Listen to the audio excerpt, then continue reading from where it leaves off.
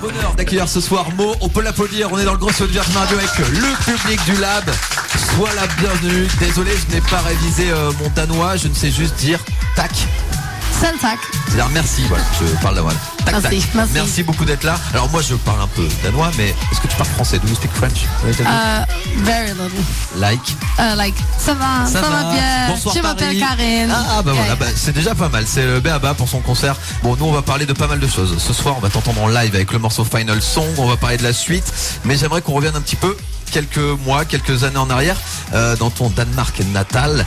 Tu te souviens qu'est-ce qui a été l'élément déclencheur pour te lancer dans la musique?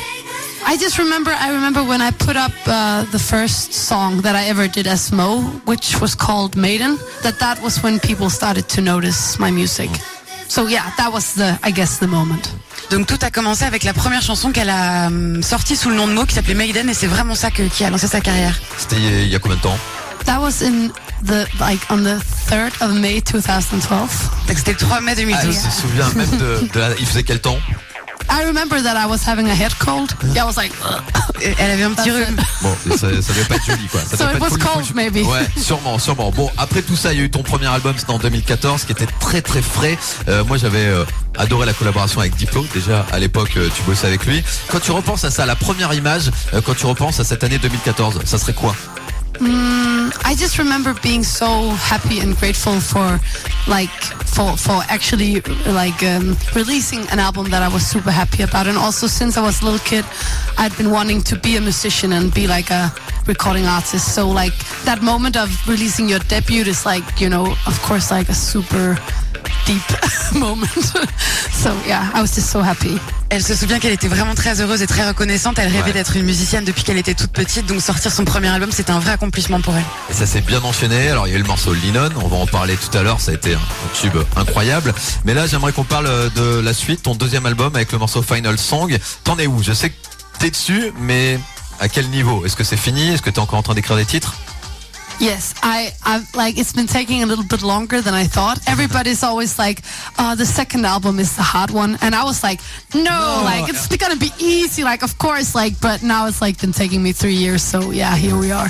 But yeah, I like, for a long time, I felt like I've been like almost done, but then I'm like, I want to write this song, I need to write about this, I need to just have one more song about these things, and so yeah, I'm still not done.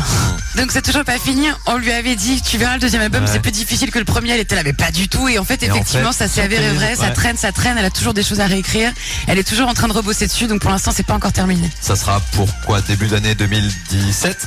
In the beginning of next year. Voilà, donc début 2017. On n'est pas loin, ça va arriver. On va encore attendre quelques semaines, quelques mois. Ton premier album s'aventurait dans de nombreux univers. On pourrait le définir comme de la pop, soul, R&B, électro.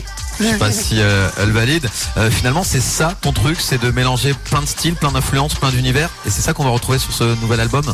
Yeah, the thing is like when I make music, like because there's so many different like genres and like sub-genres nowadays, like I find it so hard to really navigate in it, and I think I mix a lot. Like I've always mixed a lot in my music, so and I think this second album will be as well, yeah. But maybe I think it's gonna be a bit more contrasted. It's gonna be like the pop moments and then the super more darker stuff, like a bit more of a mix. Yeah. Donc aujourd'hui il y a tellement de genres de musique, de sous-genres de musique, c'est vrai que c'est difficile de s'en cantonner qu'à un seul. Donc oui, elle mélange plein de choses et elle aime bien faire ça. Sur le prochain album, il y aura moins des mélanges dans chaque morceau que au fil de l'album. Il y aura des trucs très très pop et des trucs un peu plus noirs aussi. Alors on n'a pas encore la chance d'écouter tous ces morceaux qu'on va découvrir donc début 2017. Ça va être à toi de faire la commerciale et de nous vendre ton deuxième album. Toi, le deuxième album de Mo, il va être no, I don't know. My second album. Ça sera donc son deuxième album va être son deuxième album. Ben voilà, c'est la meilleure des descriptions. Bon, en tout cas, sur cet album, on va retrouver Final Song qu'on va entendre en live là ce soir dans le Lab Virgin Radio. Petite tradition dans le Lab. Est-ce qu'elle peut nous parler de ce morceau? Comment ce morceau a-t-il vu le jour? Yeah, I wrote it. I was in Los Angeles, and I've been writing a lot with a girl called Nuni Bao, and we were in studio one day, and then with this guy called Eminike, and actually it was one of those days where we were kind of like just, oh, what's up, like, oh, we're gonna hang out, and then the song just kind of happened. It just came out of like I guess like just fun, and we were all like, I was feeling very much like, because last year in 2013, no. 15 2016, yeah, I had this like a small period of time where I had like a writing blockage. Is that what you call it? Yeah. And therefore, Final Song was kind of like the beginning of my like getting out of that time. So for me, the song was about that. Ok. Donc elle était à Los Angeles avec une fille qui s'appelle Noni Bao et MNEK. Ils étaient en studio tous ensemble. Ils avaient un peu une journée de chill où ils savaient pas trop quoi faire de eux-mêmes cette journée-là. Ouais. Elle avait connu la page blanche de l'auteur pendant quelques semaines. Et du coup, Final Song, ça a été un peu le début du processus où elle s'est enfin remise à l'écriture et donc voilà, c'est associé à ça pour elle. Et ce morceau est très cool, vraiment très très cool. Pour moi, c'est l'une des artistes les plus talentueuses de toute la planète. Elle s'appelle Mo. Elle était au micro du Lab Virgin Radio. Elle va être de retour dans quelques secondes pour la suite de l'interview. Une heure d'applaudissements pour Mo, s'il vous plaît, avec nous ce soir. It's a pleasure to have you tonight. It's a pleasure to be here. Thank you very much. Tac tac. Franchement, ça fait plaisir. On va s'écouter un nouveau morceau en live là dans quelques secondes. Justement, je voulais parler de tes lives. J'ai eu la chance de te voir plusieurs fois. T'es une vraie showgirl. Sur scène, ça chante, ça danse. D'où tu prends toute cette énergie? Qu'est-ce que tu fais avant de monter sur scène? I think the thing is, I think I developed my stage persona when I was in a punk band 10 years ago. I was in a punk band for 5 years. And, you know, I remember I found performing so terrifying that the only thing I could do was just to let go and just go completely mad. So I think that's where I kind of developed and got my energy from. Donc elle a trouvé son alter ego de scène quand elle faisait partie d'un groupe de punk il y a plus de 10 ans. Elle a fait partie de ce groupe pendant 5 ans. Elle trouvait ça terrifiant d'être sur scène. Ouais. Et du coup, la seule façon qu'elle a trouvé pour dépasser sa peur, c'est de s'inventer un personnage et de devenir complètement folle. Et ça l'a fait à l'Élysée-Montmartre avec Virgin Radio il y a quelques jours. Alors, il y a ces pas de danse légendaires, ça vaut le détour. Elle a appris à danser où? Comment? C'était avec ce groupe de funk ou elle a pris des cours vraiment pour danser? Oh no, I've never taken dance lessons. Okay. I've tried it once, but I forget everything. I can't remember a choreography. Like it's just so no. Donc non, elle a jamais pris parce qu'en fait, elle oublie les pas dès qu'on lui apprend une choré. Ah, donc c'est emmerdant. Donc elle improvise pour danser. Bon, tu vas faire plein de dates all over the world. Tu vas faire plein de dates dans le monde entier. Comme ça de tête là, si je te demande le meilleur souvenir live de Mo, ça serait lequel?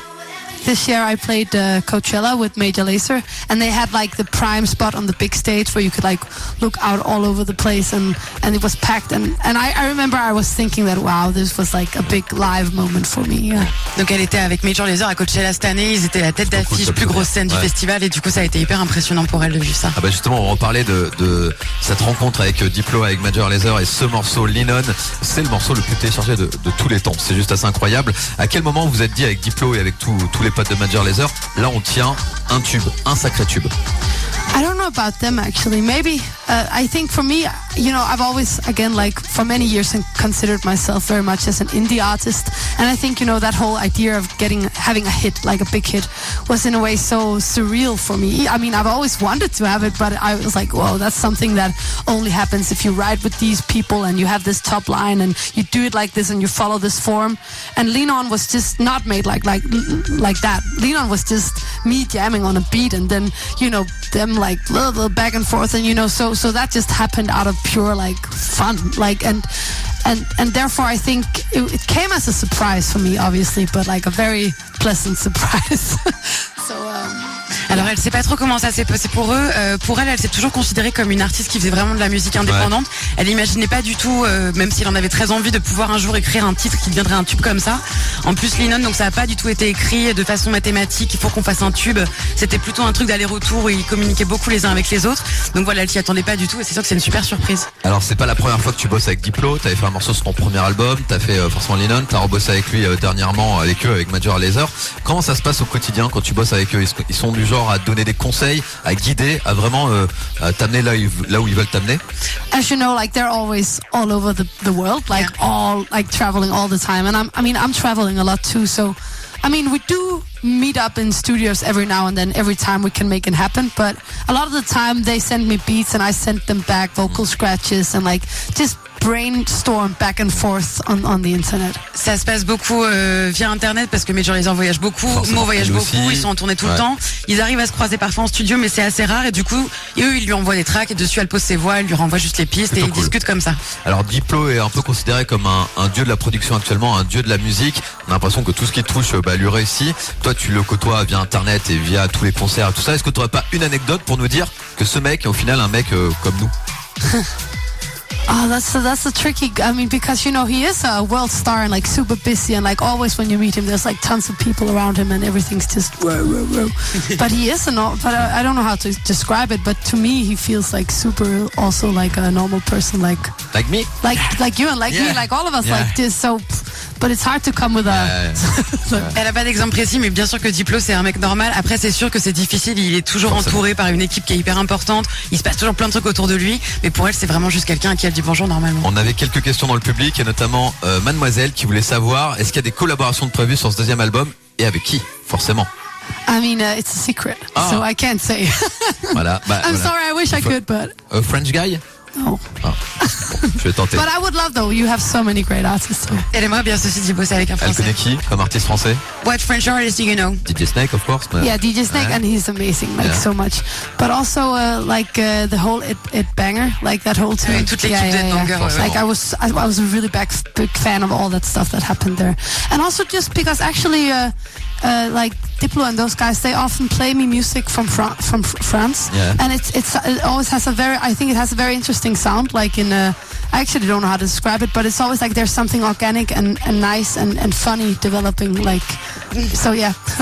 Donc il y a toute l'équipe d'Ed Banger dont elle était très fan à une époque, et puis il y a toute l'équipe de Diplo et Major Lazer qui lui fait souvent écouter des chansons qui viennent d'artistes français, et elle trouve qu'il y a un son un peu étrange, quoi, très organique, qui nous appartient un peu. Et je sais pas comment on doit le prendre, mais je pense qu'il faut bien le prendre. Que c'est un compliment. On peut l'applaudir, Mo, mon invité ce soir dans l'Ambiance Radio. Thank you very much. Thank you, merci. Bye bye.